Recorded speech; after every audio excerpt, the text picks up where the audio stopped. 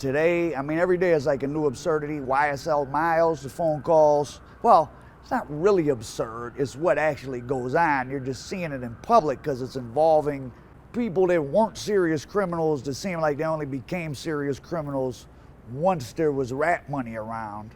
The YSL Miles guy who was accused of being an actual like shooter, not just someone that was around in YSL, saying, hey, you're gonna choose your child or YSL?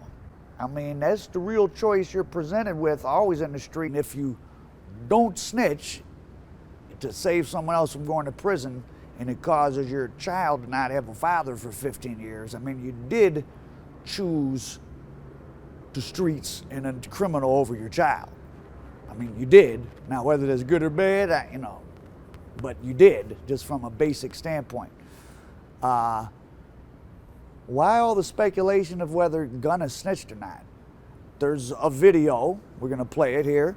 Yes, ma'am. YSL is a music label and a gang, and you have personal knowledge that members or associates of YSL have committed crimes in furtherance of the gang. Yes, ma'am. The judge said, YSL is a gang. Yes, ma'am. You know of members of YSL who committed crimes. Yes, ma'am.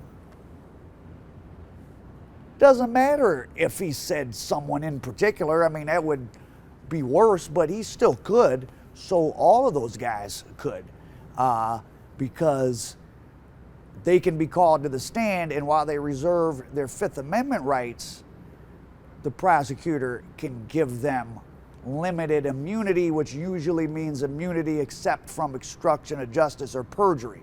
Because if you don't give obstruction or justice exception to it, then a person could just get up and say they committed all the crimes. And Gunna's snitching extends back, and mind you, I'm not one of these go against snitches people. I don't really care if it doesn't involve me, but just it amazes me the mental acrobatics people go through to justify liking someone because they're street and then finding out that they violated whatever. There's no actual rules to street stuff, but violating what they think is a rule and still finding a way to like them. And then, of course, Mr. Kitchens issued his, I didn't tell and I'm not gonna tell the day after he got out of court. Remember, there's adults in the room, the corporations that are distributing these guys. I mean, Kevin Liles got on the stand and damn near cried about how great Young Thug was and why they should let him out. I mean, technically, if these older people in the corporations who,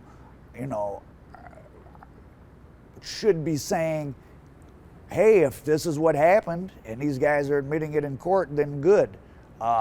Let's solve these unsolved crimes in Atlanta and bring the crime rate down. But you don't hear them saying that because it jeopardizes what? Their money.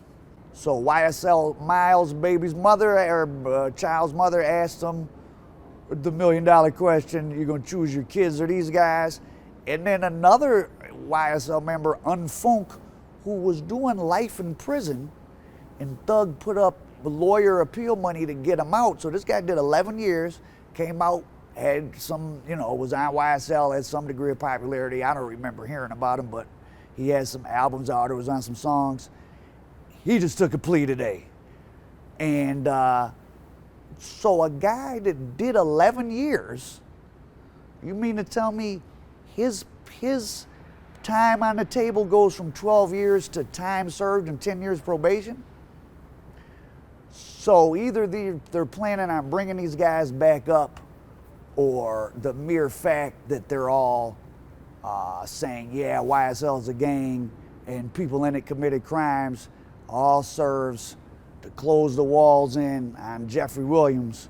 And he's the supervillain in the eyes of the prosecutor, because this YSL thing didn't really exist as a serious criminal entity until he started making money. George Cheedy and I were talking the other day in an interview about the many separate layers of culture and power in Atlanta. And to reiterate, I was saying that, in Atlanta and a lot of these big cities, so many billions of dollars has been invested into rebuilding downtowns and city centers that they're not going to let happen what happened in the 70s, where crime raised caused a lot of people to flee causing massive loss in value of property in the central cities. It's RICO season. So if you've been up to something and you happen not to be caught or RICO'd, I'd stop now. And I'd stop talking to whoever you were doing it with. I'd get rid of the phones. I'd move. You were the second toughest guy in the third worst part of Kansas City. You better move to Chicago. Get away from there. RICO charges are scary. I mean, federal prosecutors have a tremendous amount of power. There's only 93 of them in the country. They're appointed by the Attorney General, who's appointed by he's put up for nomination by the President, and then Congress has to now agree to his nomination. But federal prosecutors can let a hitman come in and tell information and let him out the back door, and there's no record it even happened. And federal prosecutors, when they come into a particular city, they have their own field of interest. Are they going to make bikers their top priority? Healthcare fraud? Black street gangs? The mafia?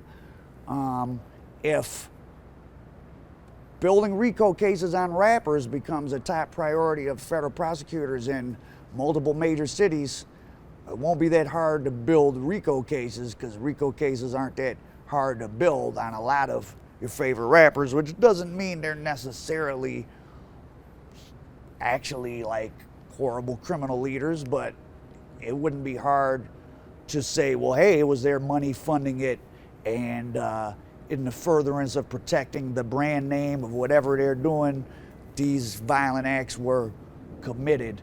A dangerous precedent was set, and maybe they're doing the opposite here now. They're not going to let Thug say he was the victim of the gang like Tekashi did, even though in the 9 Trey conspiracy, probably the worst crime in it were Tekashi ordering the $30,000 hit that happened, where one of Keef's guys got shot.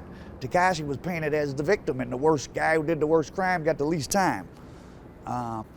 We may look back in 5 years and see this as the era when gangster rap or street rap, crime rap was ended, not by the industry, but by the government. Some of those people in executive suites might be getting worried, because it doesn't require that much imagination to start thinking about connecting executives in these companies to the conspiracies. If Young Thug is responsible for, well, of course, I mean, if he rented a car that was used in a drive-by, that's quite a bit of evidence. But if just him creating YSL makes him in some part guilty of robberies and carjackings that people did that he didn't order, why isn't Kevin Lyles liable? I'm not saying he is, but if I was some of those people, I'd be getting worried about doing business with some of those people. And like Nas said, somehow the rap game reminds me of the crack game. Well, that's really true now, because talking about shocking events and then us watching the drama unfold, murder by murder and snitch by snitch live on social media, stimulates a lot of the same parts of the brain as drugs. It's a short, intense high that wears off quickly and leaves you wanting more. That's why it's the endless amount of these music that all kind of sounds the same, and the same set of gossip about different sets of people, who snitched, who killed who, who's real, who's not. It's just the same thing over and over. Probably like what feeling like a drug addict feels like. We want to do the same things over and over, and it's not really that thrilling. And one day you wake up and you're dead or in jail.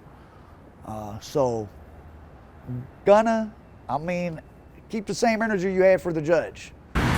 Yes, ma'am. YSL is a music label and a game, and you have personal knowledge that members or associates of YSL have committed crimes in furtherance of the game. Yes, ma'am. You got mixed up with the wrong crowd and you're sorry. That's what you said in court. And you know that YSL is a gang, you know that they commit crimes.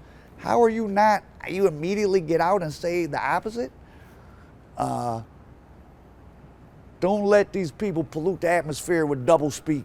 Just live in the truth. If you got caught up in something bigger than your control and you were financially benefiting out of it, and now you slid through it by the skin of your teeth, and to YSL Miles, yeah, you do have to choose between them and your kid. That's why you shouldn't be doing things that might have you down at the federal building, having to answer questions about what your friends did or somebody from your street, or y'all got the same tattoo.